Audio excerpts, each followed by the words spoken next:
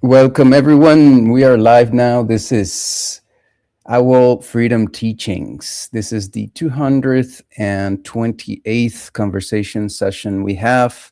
We get together. I'm Julian Katari, and this is Blue Heron Women. And Blue Heron Women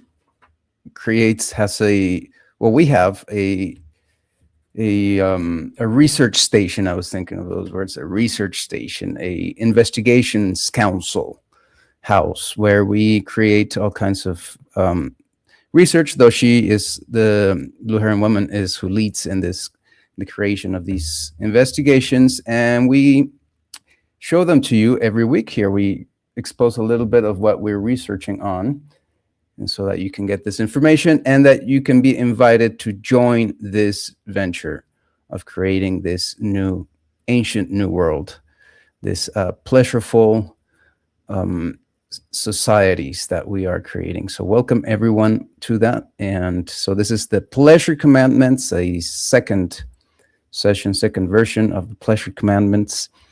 We weren't here last week, but we skipped last week, but we're here today. And we don't skip many, so. Yeah. And it's the arts of seduction. The arts of seduction. Okay. Yeah.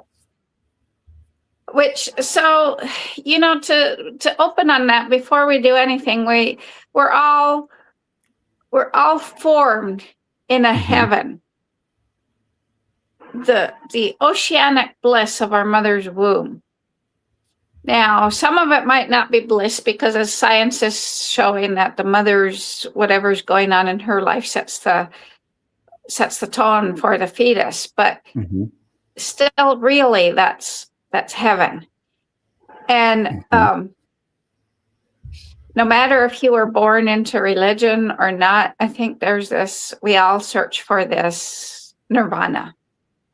That's another, right? We all search. So we're born.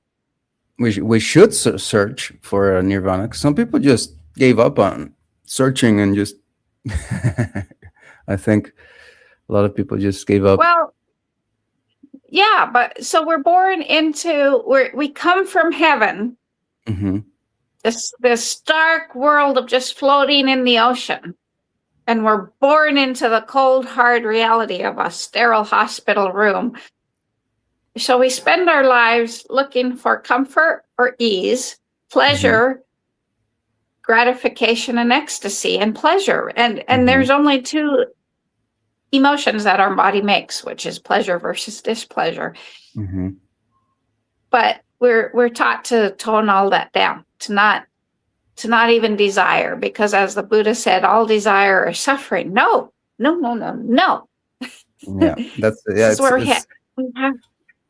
it's kind of misunderstood.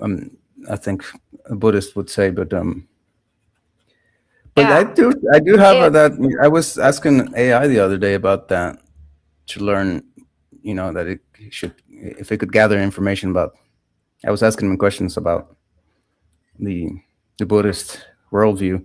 You know what it told me? It told me something I didn't know, that there is a Zen line of Buddhism, and the Zen line believes that we are already in nirvana, that the natural world is in nirvana. Yeah, well, that's what we're that's what we're working to get at. That's what we should, that's what we're creating this, and what we're trying to invite people and guide people to. Absolutely. Well, and I was just listening to Richard Feynman was a theoretical physicist, and somewhere I heard that he was connected to the atomic bombs, but I'm not sure. I haven't seen that. But there's this whole line of YouTube videos that's coming out under his name. He's dead. But I watched one of the videos today under his name that was talking about how everything is timing, and how, it was explaining, and this is up-to-date research that's coming out under his name. And it was explaining how, once again, the circadian clock in our heads, if we're not out at sunrise, everything just maladjusts and puts us into a state of Mhm. decoherence, right? Which leads to dis-ease. But when we're born, we're looking for ease and comfort. Mhm. And not the comfort we think we have, because as every single one of the videos coming out under his name are showing, is that our aging is not actually aging. It's our comfort. Mm. It's the way we sit.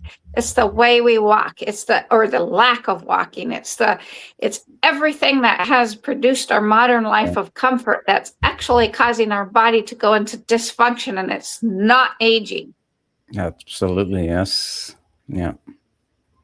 So that video this morning was showing how you start at the first thing you need to do, because everything has drained overnight. So at 6 o'clock in the morning, when you wake up, your blood is the thickest it's ever going to be. And that's why strokes and heart attacks always happen at that hour of the morning.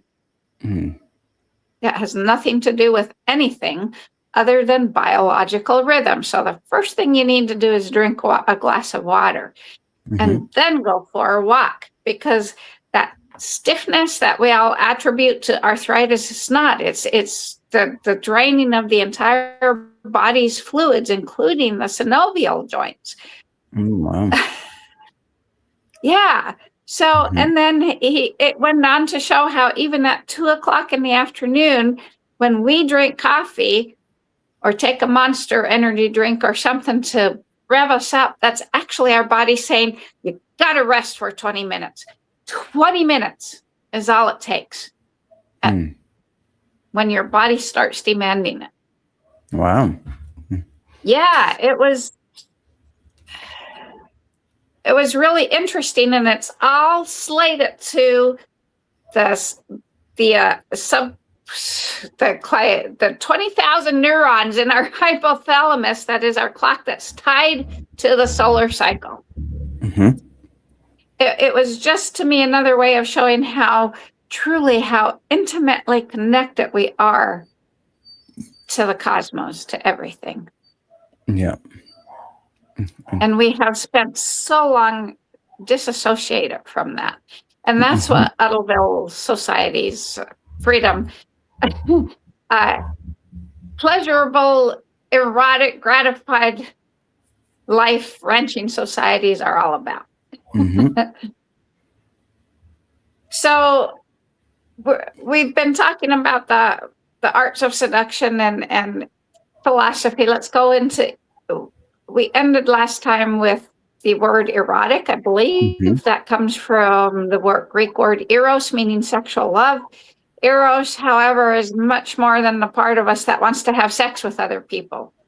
Freud knew it as the libido, and I'm going to say that it's actually our desire, which is the energy that infuses the web of life from the vastness of the universe, the entire universe, down to the tiniest microcosm.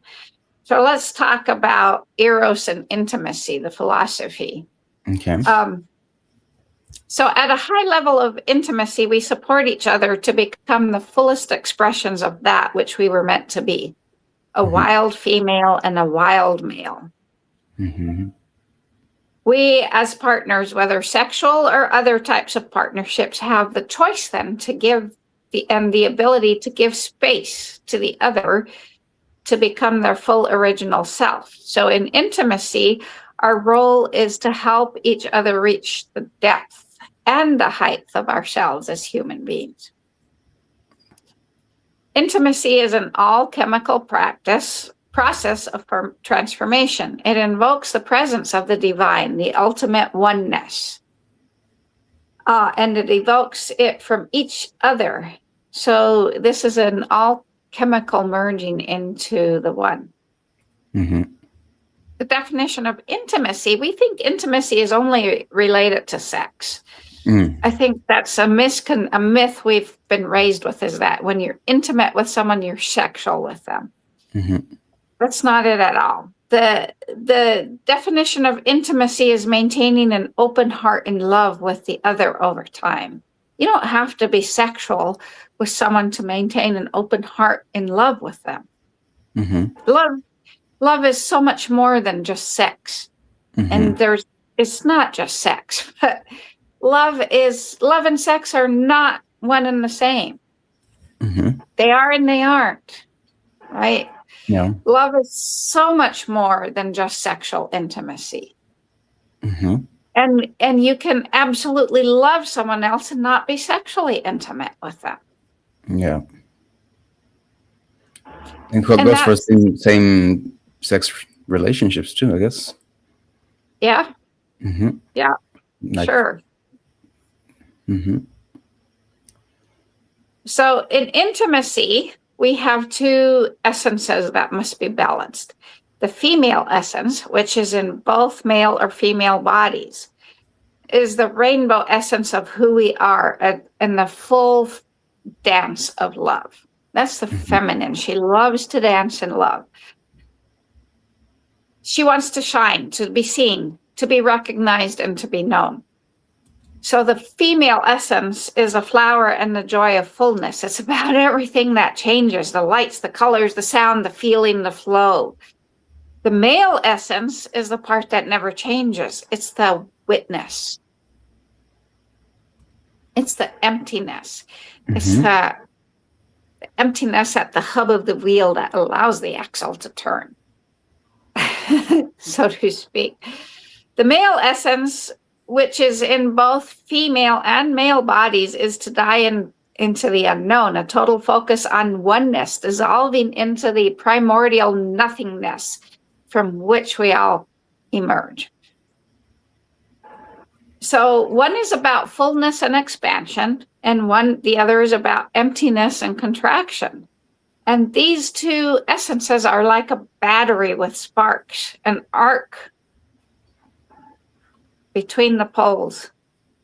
And without this, there is no relationship. This is polarity. Wow. None of us, we can't be free of this. This is a cosmic law. We cannot, it's immutable, unchangeable over billions of generations. The female essence then needs one thing, to know it is loved. The male essence needs to know that it is succeeding and not failing.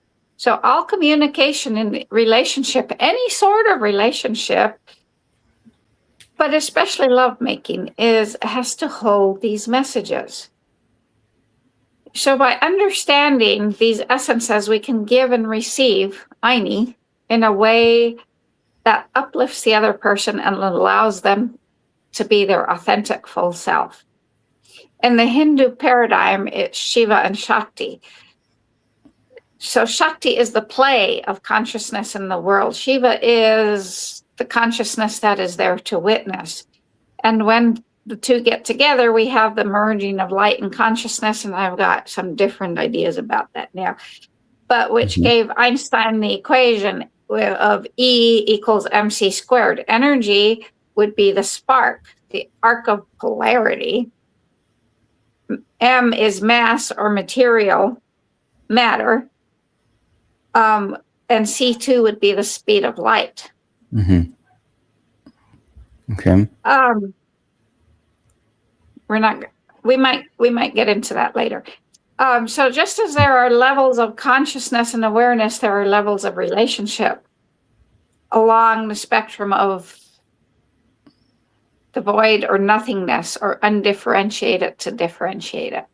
And I'm getting a lot more wisdom about this. So this is going to shift and change some, but because we have to understand nothing about this. We don't understand consciousness. We don't understand light. We don't understand energy. We don't know shit about any of those three things, basically. Even the ultimate PhD scientists don't know what light is. They don't know what energy is. They don't know what consciousness is. But they are the harmony, the melody, and the rhythm that make up our lives. So, the levels of relationship then. Level 1 is about the ego and is codependent. It's like a business deal in which getting ego needs taken care of is its primary goal. And we're going to say here that codependent is not a need for a relationship. Codependent is my happiness is dependent on you. For my right. With level 2, people are working on their boundaries and they have an equality. It's a separate but equal uniform relationship, like when a couple has 2 separate bank accounts. Both are equal, but yet both are denying their essence. And when we have uniform equality, everything is the same and polarity is lost. We have to understand nothing exists in the world without the differentiation of polarity. Nothing exists in the material realm without the differentiation of polarity. Yeah. Level 2 is about partnership, and that was my first marriage was, and both marriage, all 3 marriages were pretty much about this at level 2. Partnership. We talk about cooperation and what is fair. We want vigorous independence, and we're afraid to love too much because we might lose ourselves. Level 3. The goal is supporting each other with both giving their holy gifts and both receiving.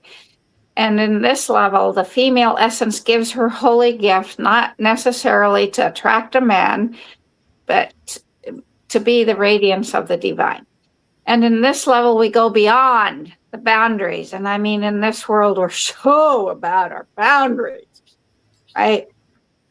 In level 3, we feel from the heart without limitations. And when we are lived by love, then we are lived by liberation.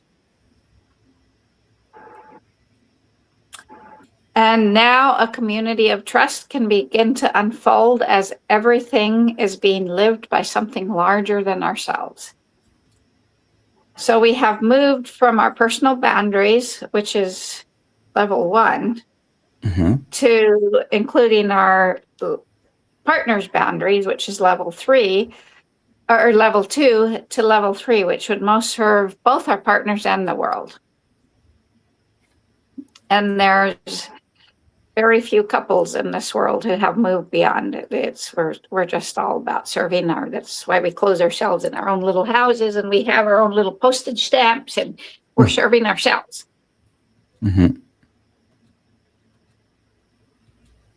Even in intentional communities.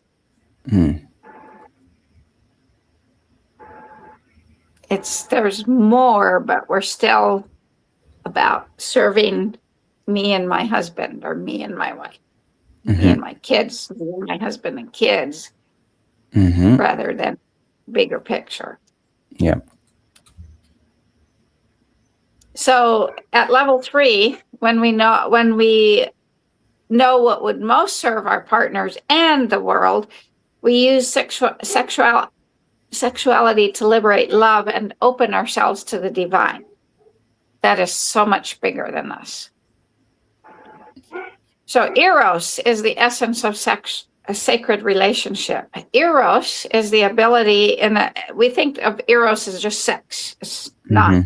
It's the ability in a relationship to perceive the inner beauty of the other, the inner divine beauty of the other. It allows us to see the divine essence of the other. And Eros is bigger than just this. It is seeing the divine in all of creation. That's what living an erotic life is seeing the divine. The huge oneness, limitless nothingness that differentiate it to make us all.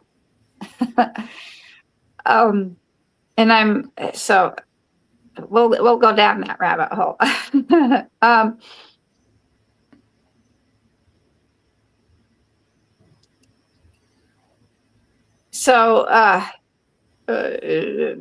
Where are we? In a level 3 relationship, which is pure Eros, the female essence is looking for a male who can feel her depth, the depth of presence and intention awareness. And I can tell you that's why I have a hard time on dating sites, because it's like no one gets my depth. They're all right. The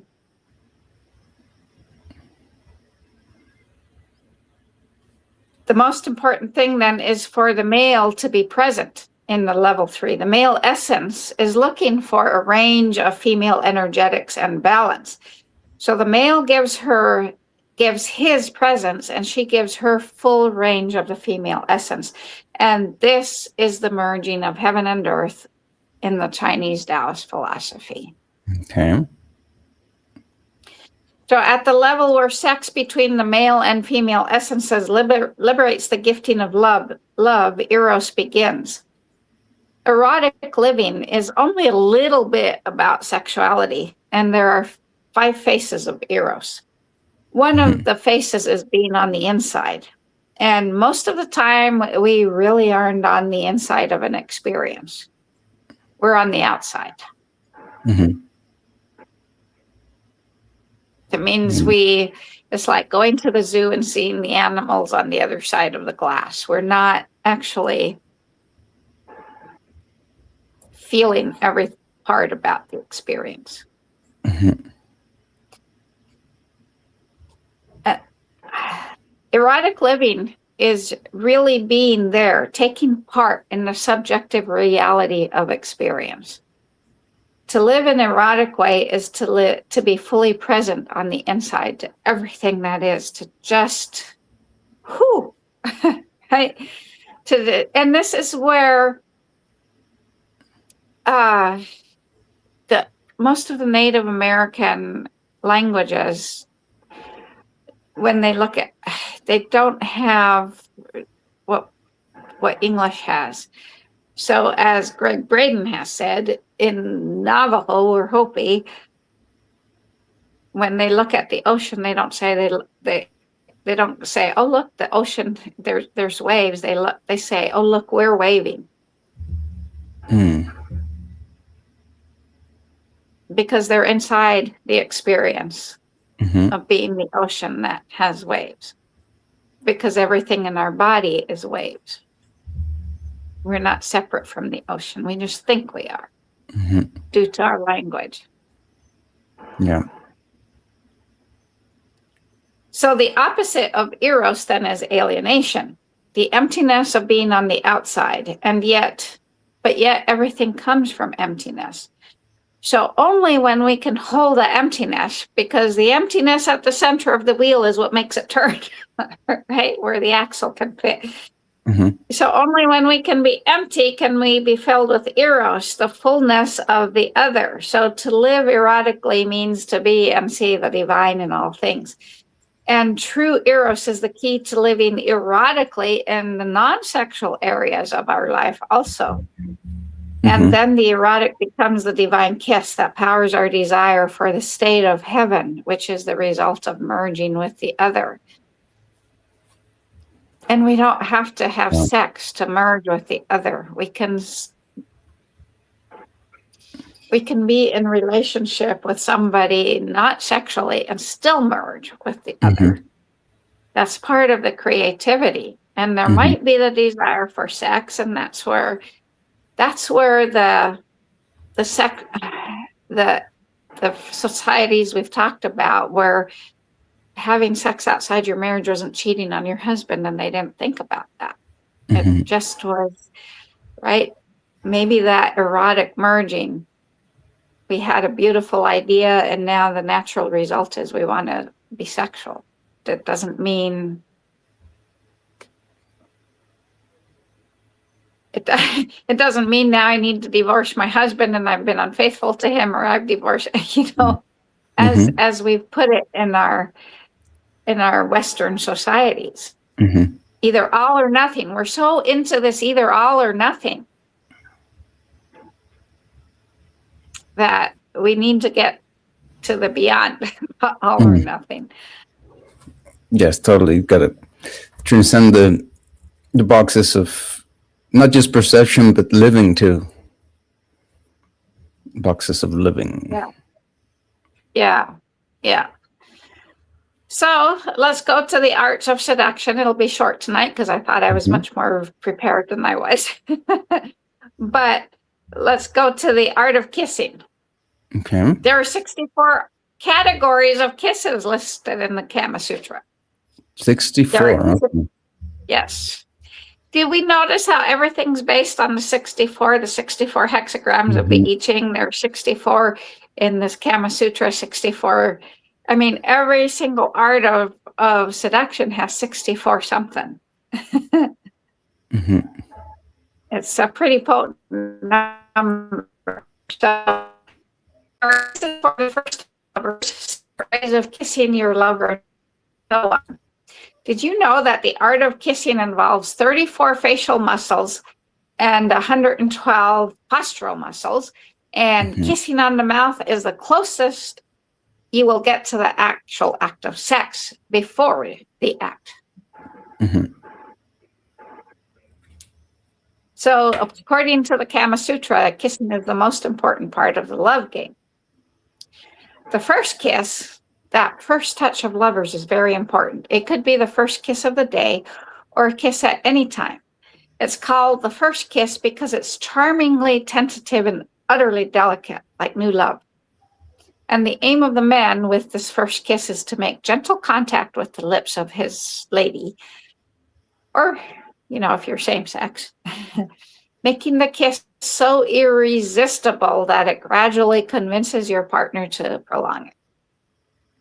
So keeping your eyes open, lean in and place your lower lip on your partner's lower lip with a feather touch, the barest of touches, and then gently rub her lip or his lip with yours, only enough force to make the other lip quiver.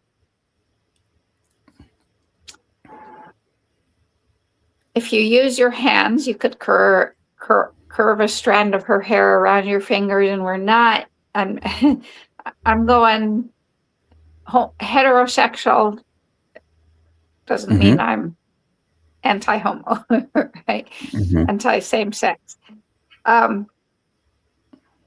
So, man, you could curve a strand of her hair around your finger or gently hold her head with your hands, and then give little delicate kisses to her closed mouth, alternating between the lower lip and upper. Occasionally pause to spend time at the opening of her lips, but don't try to force them open. And by now, she should be quivering with anticipation. So then there's the inflamer kiss, which is a woman waking up her lover with kisses.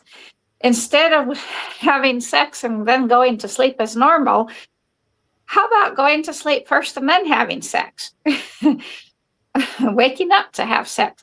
There's newness to this because as the moon changes positions through the night, sexual inclinations change also. So you make love differently. And we get so into the habit of the routine, right? So the inflamer kiss, ladies, is given about 1 or 2 hours before dawn because his body needs less time for arousal at this time. Bending over him, you allow your hair to brush his face and chest, hold his lips gently with your fingers, and kiss and bite his lower lip insistently. And men, you can do this with her also, to wake up and make ultimate love before dawn. So then the Kama Sutra gives 4 kisses that use the tongue, the teeth, and the lips together. The flat kiss is for the sensitive flesh on the inside of the joints, like the back of the knees, the crook of the elbow, and where the thighs meet the hips. These areas should be nibbled gently and probed and tickled with the tongue, and the kiss should not be too hard or too soft. Then there's the press kiss, which is a far more vigorous kiss given on the mounds of flesh like the cheeks, the buttocks, the breasts, the hips, etc. And so pressing and kneading, you also use with your hands, you also use your lips and tongue while sinking your teeth without pain and no marks. That's a skill.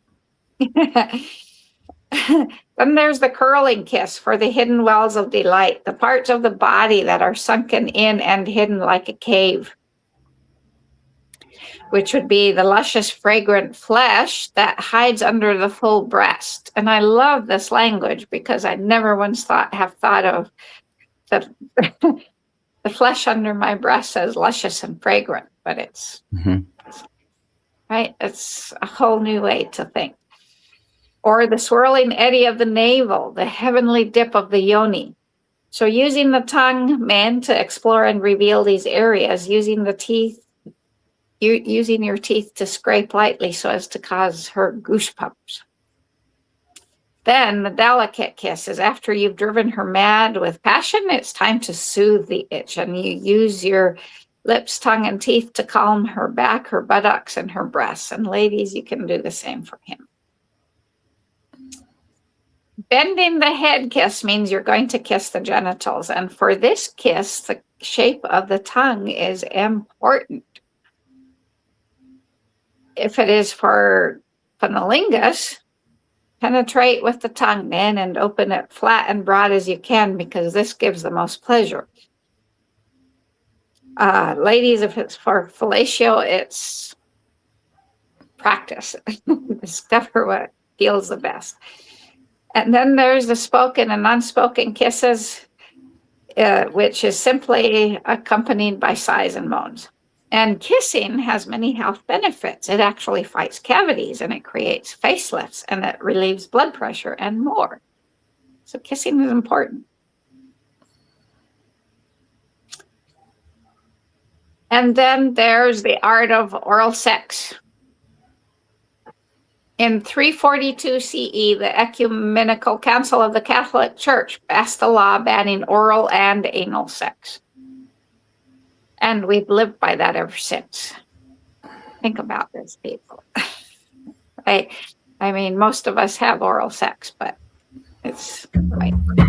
So that's why, I won't get on that soapbox. So the author of the Kama Sutra was also shaking his head over oral sex, because he said the problem is that people always tend to have oral sex in the same way, focusing on the same spot, which ends up stimulating the same nerves each time. And this can lead to some nerves becoming overstimulated and eventually desensitized, and the other nerves not getting any stimulation, which leads to imbalance and then, for some men, impotence.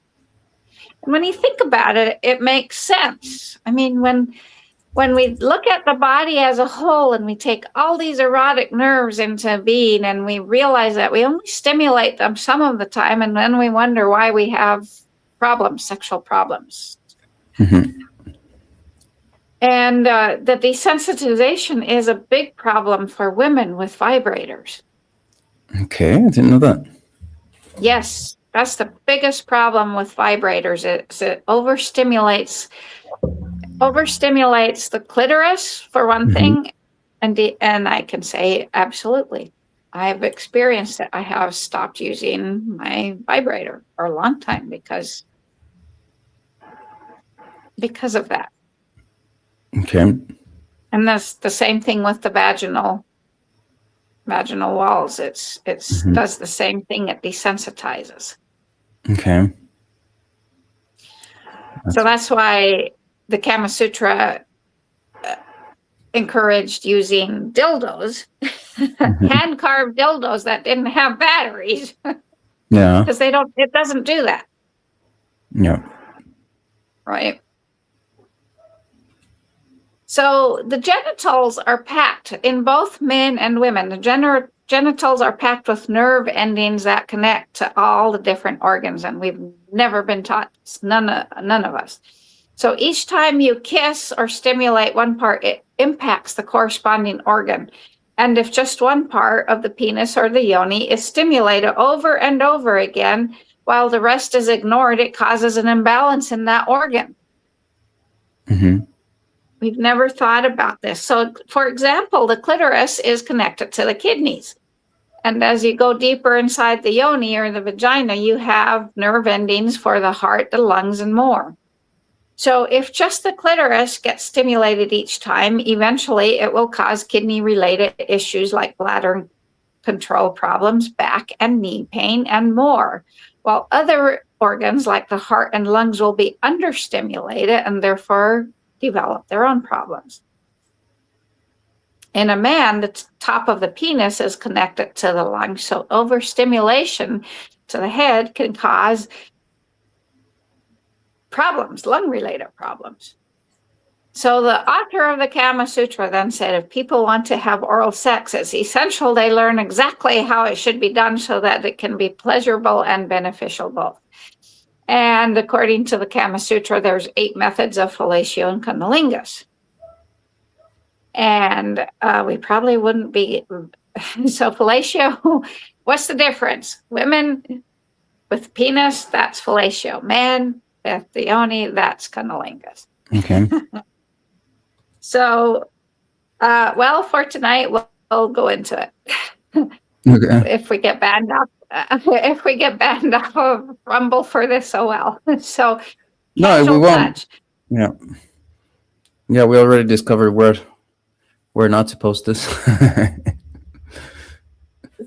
yeah, I won't go into the details. So, ladies, there's casual touch, there's nibbling, there's external pinching, there's a internal pinching, and then there's the kiss and sucking the mango and devouring the whole.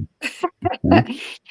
And men, before you begin with cunnilingus, understand there's different benefits to the shapes of your tongue. If you change its shape, that alters its movement and changes her sensations. And the 3 most popular shapes are flat tongue, a rolled tongue, and entering with a flat tongue and vibrating it. So that needs a lot of practice.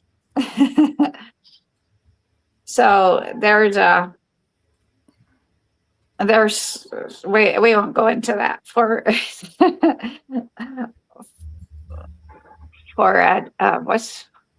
we don't want to be censored for censorship purposes.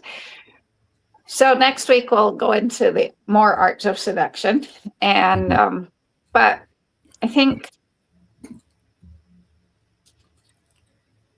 we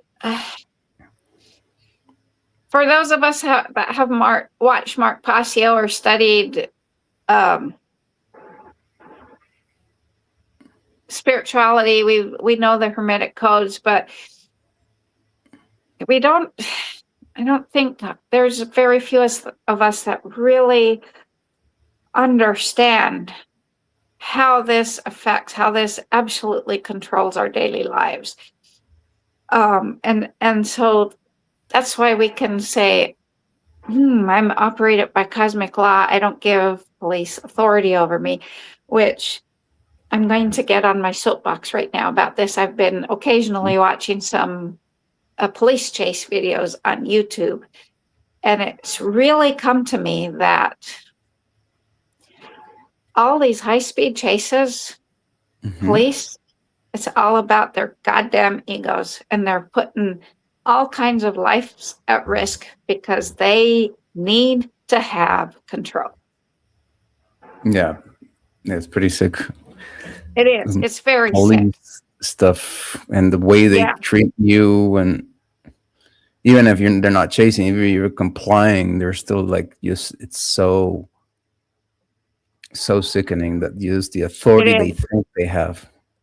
That's why every time now, and as I've told you personally, when I first started this, it was like I actually started to get anxiety attacks. Even when I first started saying that person in that vehicle has no authority over me, even as the sheriff is flying by my property with lights on.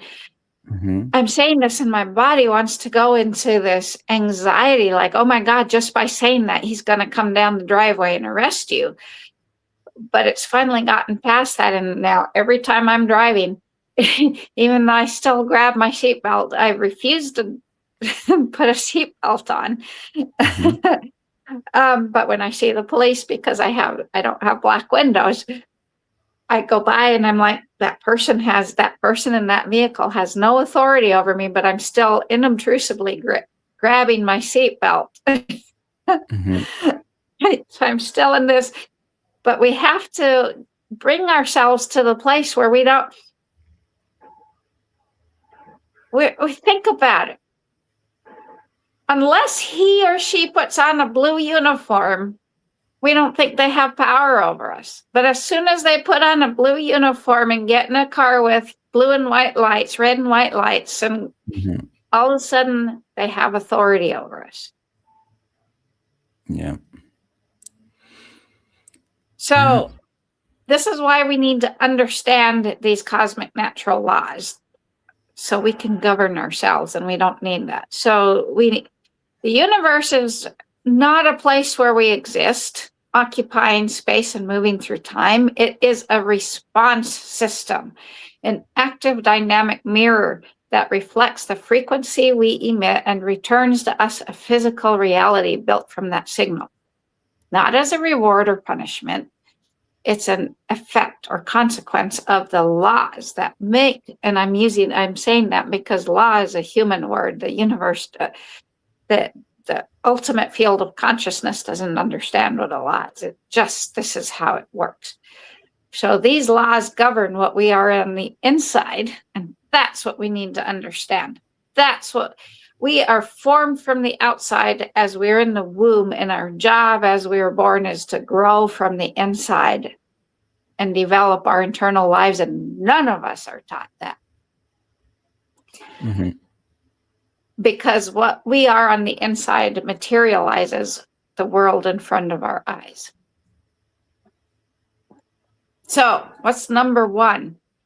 All is formed by limitless oneness, nothingness, wholeness, or light. There can be no movement until there is consciousness.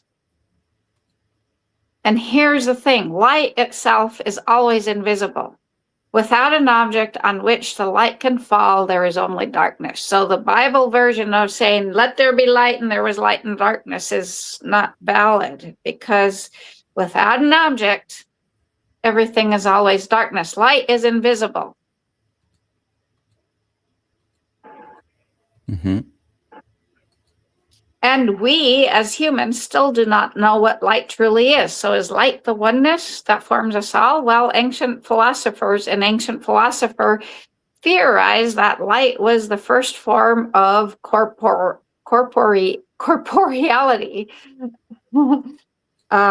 making of physicality. And from it, all else followed. He stated that light multiplied itself from a single point infinitely and equally on all sides. And so light formed a sphere, and as light multiplied then itself, there would be consciousness and movement and energy. So the number one represents the perfect totality of all that precedes division. Mhm. And so at this point, then we need to ask, what is consciousness? Because this is a big subject. What is consciousness? Well, number one, it just put it simply, it means having an awareness of first-person subjective experience of the world outside. It's a sequence of discrete events or sequence of moments occurring in the wider field of consciousness. But the field of consciousness is actually a field of study engaging multiple people, because it's something we can't put our finger on. What exactly is consciousness? And the problem is, and this is why we're addressing this tonight, what we have to understand with all this bullshit that's going on is that most all of the quantum physicists have said that consciousness preceded matter. Mm. And we know this to be true. But Rene Descartes started the philosophy that matter causes consciousness. Mhm. And so this is why we think that AI can take over the world. Yeah. And so much more But it stuff can't. that is not It true. can't. Mhm. And so this is the ultimate law that we have to understand, is that somehow, we don't know how, oneness exploded into light in infinite directions and created a sphere, and that is consciousness and light that creates matter. Is there a difference? Do we know? We don't know, because we don't understand. Those are two vast fields that are unknowable. That's the invisible. We have to remember that without an object, light is always invisible. Mm-hmm. So, and the same, they say energy. Everything is energy. Well, what's the difference between consciousness, energy, and light? Is there a difference? Nobody's combining the three. They're all separate. Mm-hmm. I believe they are all truly the one unified field. Mm. Light, consciousness, and energy. And somehow out of the void, something happened, the spark, the trigger that caused the orgasm. Right? Mm-hmm. We know that energy changes forms. It can never be destroyed. Do we know that about light? I think we know that about light. But scientists have theorized that all of material creation is condensed light and that matter is spent light. So when we eat, whatever we eat, whether it's animals, plants, vegetables, if we cannibalized each other as humans, we're eating light. Mm-hmm. Right? It's the bottom line. So how does this vast, limitless oneness, wholeness, or light, or consciousness and movement or energy become material form?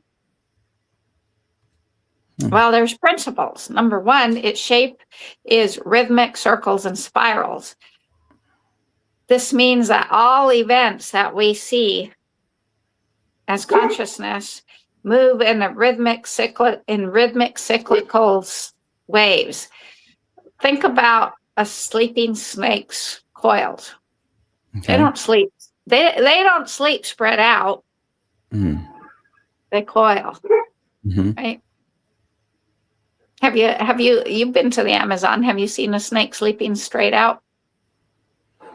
It's not very common that I've seen a snake in the Amazon. That's amazing.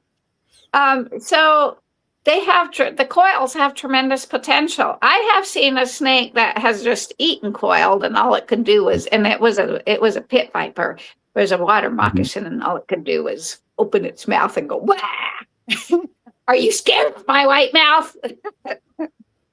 Yeah, it's easier And to it was see coiled.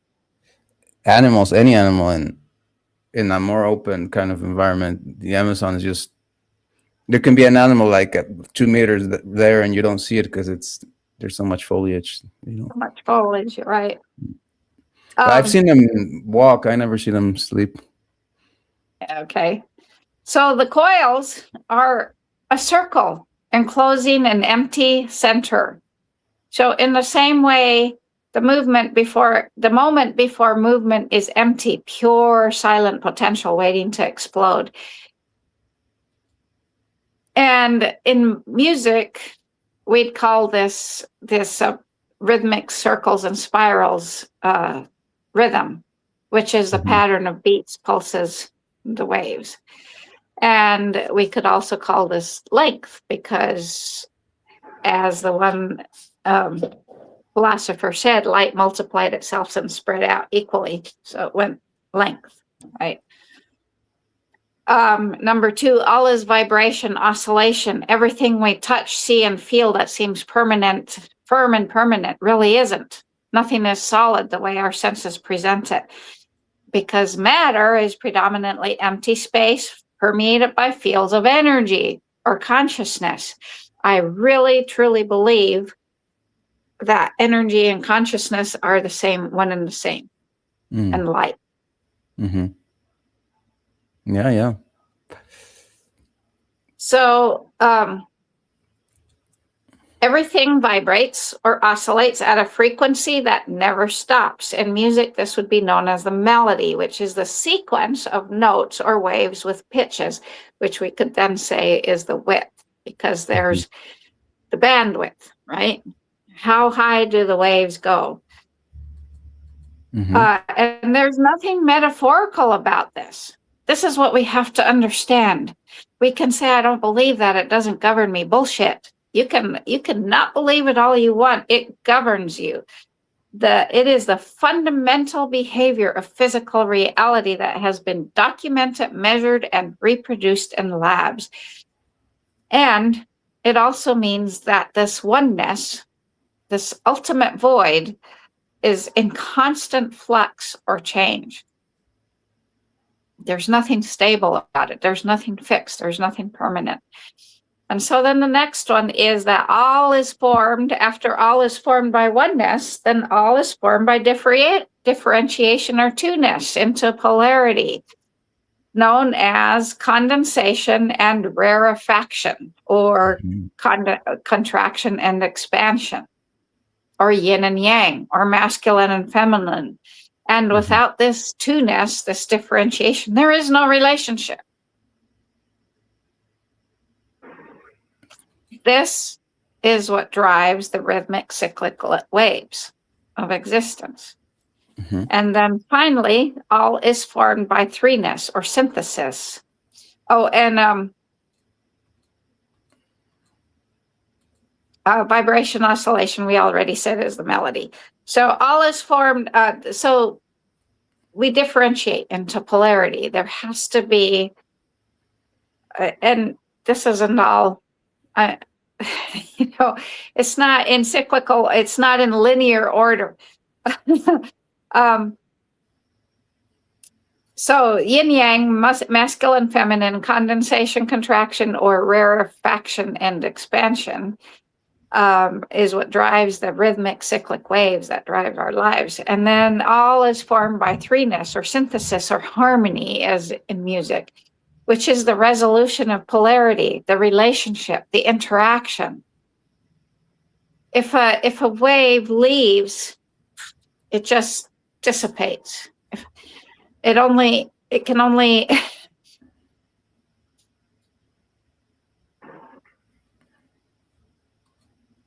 you can only see the wave of you're observing it in the ocean. It dissipates when it hits the shore, but it has to have an interaction to make a wave.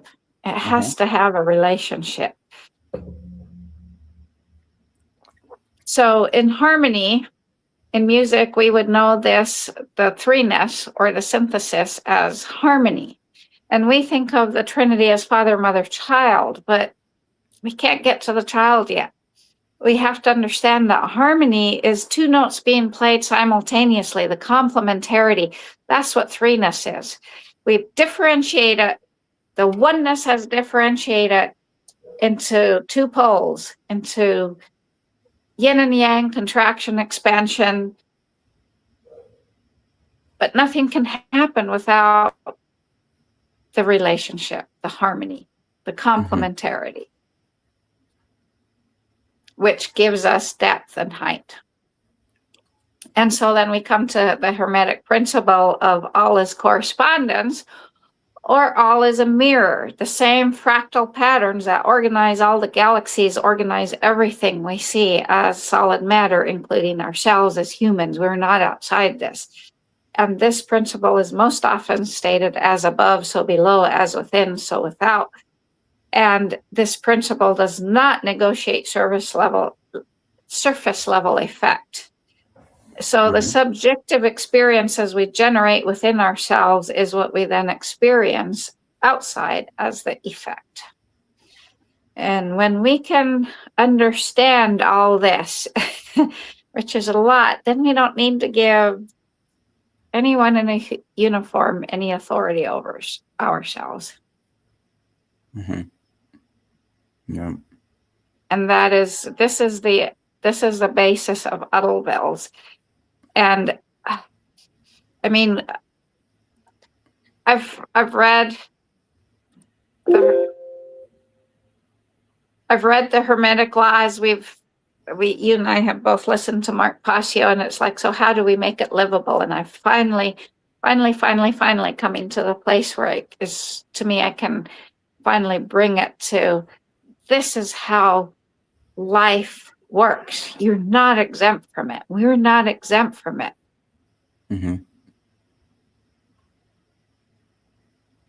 So what could the other threeness be? It would be the word. It would be language, the harmony, right? We've got, which would be sound. So we've got light, we've got movement, and then we've got sound, which would be the word. Yeah. And that is where the condensation, the speed of light start slowing down to create matter. Mhm. Wow. And So it's pretty still profound all stuff, way no? out there, but I feel like this is more understandable than anything, right, that I've come across yet. I've synthesized a lot of people into this, a lot of Mhm. different authors, I've synthesized Chinese, Itzhak Bentov. Yeah. Mhm. Yes, yeah. So everything gets connected, everything's interwoven, and we must cover everything if we want to be good at anything and be free and be wholesome. But to truly live in freedom without needing a centralized government or police or military or, basically anything, an intermediary. Hmm. And this is not saying that I'm anti-government, anti-police, but that be known right there. Alrighty. So what's so is this it's for the arts of seduction? Oh no, there's more. We're going to continue on with it next week. Okay. So this will We're going to continue go next. into the sexiness of the feet next week. Start Okay. with the sexiness of the feet.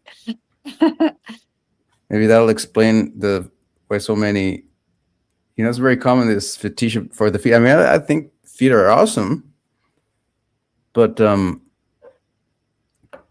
don't know. I try to get why they get so fixated on the feet thing, but just not me. It's like Yeah. I want the whole thing, not just feet, please. Yeah, exactly. Exactly. I agree with you there. But For sure. but yeah, so it's gonna be great. So we're gonna learn a lot, and like you did right now, you connected all of this with physics, with a greater understanding of the cosmos, and how it applies into our lives, how we must uh, take into account that we cannot go on alone, that we need to make community, that we need to, one of the things I've been like discovering or realizing or getting into a more clear language in me is the fact that a lot of people don't a lot of people are deep into nihilism, which is this kind of idea that the world is fucked. I just, before we went on, this girl that I met at a language club, I saw her profile, and she has this pose where, oh, I love you, the daughter I will never have, because I would never bring you into this world. And it's kind of crazy, isn't it? Yeah, because how do you expect the world to continue if you don't bring more life into it? Yeah, yeah, it's nihilism. So that's so I think that's one of the greatest problems about the mind control, is that they've turned us into nihilism. So all of this that we cover here is that it's all key pieces to get the information we need to wake up, or to affirm our waking up, so that we know that we're not alone, and that we must continue the world, and that we must see the light beyond this dark shadow Yeah. they're just playing because it's just a play. Yeah. And we've got to ignore, like the video I sent you yesterday was pretty scary. It made me want to can all U.S. plans and move south of the border or down to Peru or something. And say, I'm just abandoning America. And that's what people are doing, but they don't realize that they can't go anywhere where because they've been part of creating what we're seeing now. And this is why it's so important to understand what I just went through. Yeah. It still seems hard, challenging to understand it, but the reality is that everything we're seeing is what we've already projected. So it's Mm-hmm. right. So what are we gonna, this comes to what, this is where we have to become very conscious and aware of exactly what we're saying, why we're saying it, and when we're saying it. Mm-hmm. Because it creates the reality then that we see in front of our eyes. And we don't have to accept, I mean, we can accept everything. We can finally say, this is rendering unto Caesar the things that are Caesar. I'm sorry for my part in creating this reality. I don't want to do this anymore. So like when I was sitting here today, I just worked on the cosmic laws that govern us, because it was like, this is very important. This is one of the most important things of Udalville's. Every intern coming in is going to get this first off the bat, right? This is one of the most important concepts. And I've already done some on this, but I wasn't satisfied because it wasn't understandable. It wasn't livable. Mm-hmm. I've got to do this better. So I was working on this, and I get to the threeness of Father, Mother, Child, triad, or Father, Son, Holy Ghost in Christianity. And I'm like, that just doesn't work. That just doesn't work. That just doesn't work, team. Help me. I need a better understanding of what this threeness is, what comes after the differentiation. So then I got the inspiration, well, look at music. It's the harmony. It's the complementarity. And that's what we have to understand about. There is never just feminine or masculine, never just yin or yang. It's always, there's always a seed of one in the other. It's the complementarity. It's that picture from the Chinese drawing of their tails are always intertwined. Mm-hmm. They're never separate. They differentiated in two, but they're never separate. Yeah. Alrighty, so we'll And continue so we this. have to, that's the three. That's the three, is the complementarity of, because that movement is what, and then what comes next is the fourness, the one extreme, which is the I Ching, which gives us the four, the old yang and the old yin, the old yang, right? Which gives us the boundaries, the arc of the pendulum swing. Mm-hmm. Okay. Wow, that's amazing information. So are we ready to go? We Yeah, see that's it for tonight. everyone next week, and please don't miss this. And you're not going to be seeing clips of this in TikTok because it's not proper there, but you can find everything in everywhere else where they don't censor us. So have a great day, everyone. Great night. Waterfalls of blessings.